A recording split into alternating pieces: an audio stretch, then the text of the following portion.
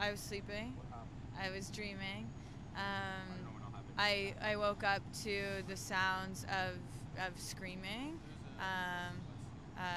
My roommate broke down my door, came in, and I walked out into the living room. He said, "Fire, fire, fire!" I could hear a lot of commotion outside the window, and our whole living room was smoke. There were ambers flying everywhere. We broke down the window, we shattered the window, and jumped out the window because we couldn't go through the front door. He had tried already, and the whole hallway was smoked out.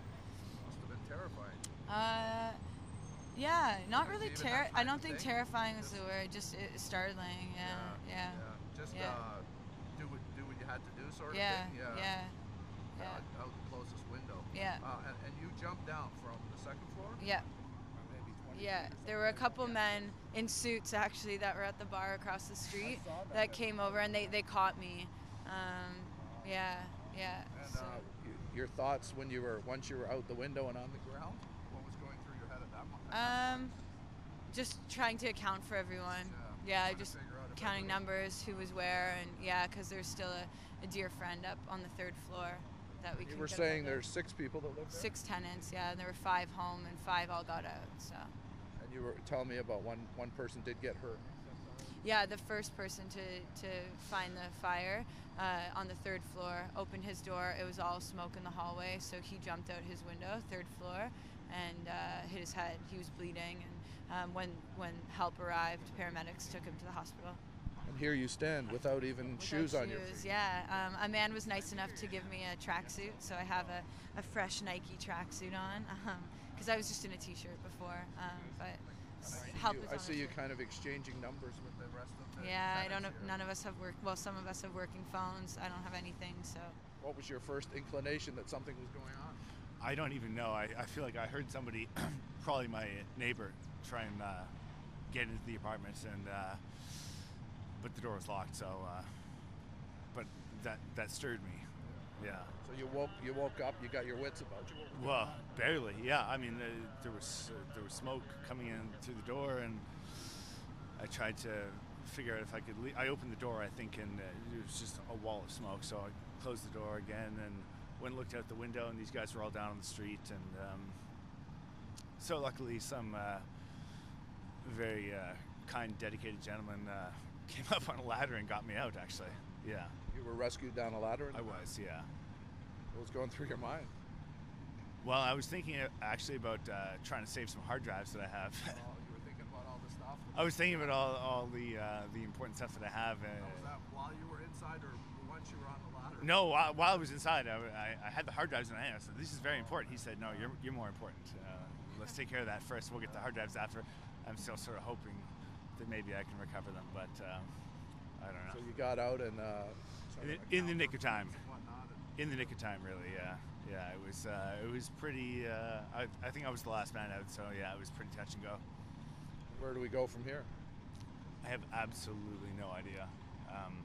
I think our landlord is on his way down here right now, but I have no idea, man. Right now you're kind of just standing here looking at this building. Totally, yeah. Trying to figure out what to do, but yeah, no plans right now. I live on the second floor. I'm roommates with Krista. I woke up, I guess, around 4 in the morning to a commotion outside and sort of worried because I realized I was going to get a parking ticket. And I looked out and I saw my neighbor outside and realized something wasn't right. And so I quickly put on some shoes, opened the door, and it was just a wall of smoke. So I woke my roommate up and Smoke very thick. yeah, it was a wall. It was like billowing. Bleeding by that point, or? In the apartment, it wasn't so bad. It was getting worse, but the hallway was totally, yeah, it was a coffin. So we opened the window and broke the screen, and there were a bunch of people out there that caught us when we jumped down. You jumped out Yeah, from the second floor. yeah, How was the landing? beautiful, No problem. no problem. Just glad to be out, I Yeah. guess. What was going through your mind though once you were on the ground and looking back at what was going on? It looked like the The whole only- building was going to go up there. For a while. Yeah, the only thing that I could think about then was my brother on the third floor. Oh, that's your brother. Yeah. Yeah. Which What's going through your head right now? I'm gonna go to work soon. Got work today. Yeah. I think you might qualify for a day off. Yeah, I know, but the show must go on, right? You have somewhere in the city you can go. I'll figure it out. Yeah. Yeah. So, Chief, I was early in with the first trucks there. It looked like we could have lost the whole building there for a few minutes. Yeah, it was a pretty intense fire and very dangerous fire. It was deep-seated, thick black smoke, and high heat conditions. There was already flames through the roof there at one point. Yeah, it had gone right through the roof at the rear of the building, and with that rescue, with the gentleman hanging out the window of the third floor, the crews did an excellent job going right to rescue, putting that ladder up before they did fire attack. There was even a couple that jumped out on their own. I talked to a girl there with no shoes. No shoes. Yeah, we've taken account of like we usually do of all the people to make sure we've got everybody out, and we had a total of 6. Where do we go from here? Well, we're just clearing some trucks, obviously, to get the TTC rolling again on the southbound lanes. We're going to keep the northbound blocked. We're doing a systematic approach of going through some of the debris and looking for the deepest charring to find the point of origin. I'm a little suspicious of this because of the extent of the damage at the back of the building. It's quite severe. I've notified the OFM, requested them to come due to the amount of damage and because it looks a bit suspicious to me. I'd like them to investigate. How many men did you have and how many trucks? First crews, they went right to second alarm fire, which gives me about 17 apparatus and approximately 45 firefighters on scene.